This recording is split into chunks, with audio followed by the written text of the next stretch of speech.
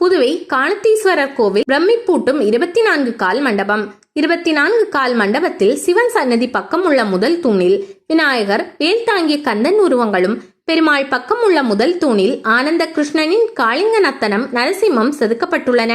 இத்தூண்களின் அடியிலும் கடைசி 2 தூண்களின் அடியிலும் ருத்ராட்சம், சிவசின்னம் அணிந்த முத்திய நாராயண செட்டியார் என்னும் திருவுருவம் பெயருடன் காணப்படுகின்றது. இம்மண்டபம் சிவன் சன்னதிக்கு இடப்பக்கமும் வரதராச பெருமாளுக்கு வலப்பக்கமுமாக 2 சன்னதிகளையும் இணைத்தவாறு மிக பெரிதாக கட்டப்பட்டுள்ளது. இதனை கட்டியவரின் உருவங்கள் தூண்களில் செதுக்கப்பட்டுள்ளன.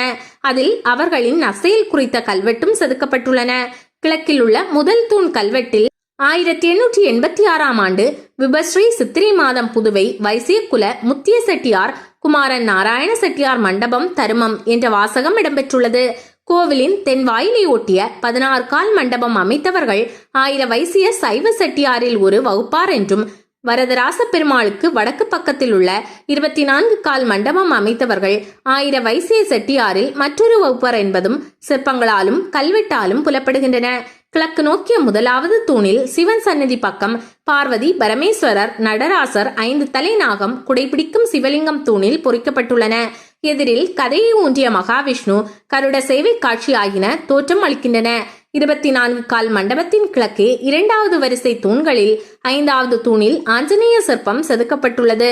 தற்போது ஆஞ்சநேயருக்கு ஒரு சிறிய மண்டபம் பித்தளை பிரபையுடன் அமைக்கப்பட்டுள்ளது. ஆஞ்சநேயர் வழிபாடு சனிக்கிழமைகளில் மிக சிறப்பாக நடந்து வருகிறது. ஆஞ்சநேயரின் பின்னால் சேர்வை கடக்கும் போது ராமலட்சுமணரை தம் தோளில் தாங்கிய அனுமனின் அற்புத காட்சி சுதையால் வண்ணப்பொலிவோடு காட்சியளிக்கிறது.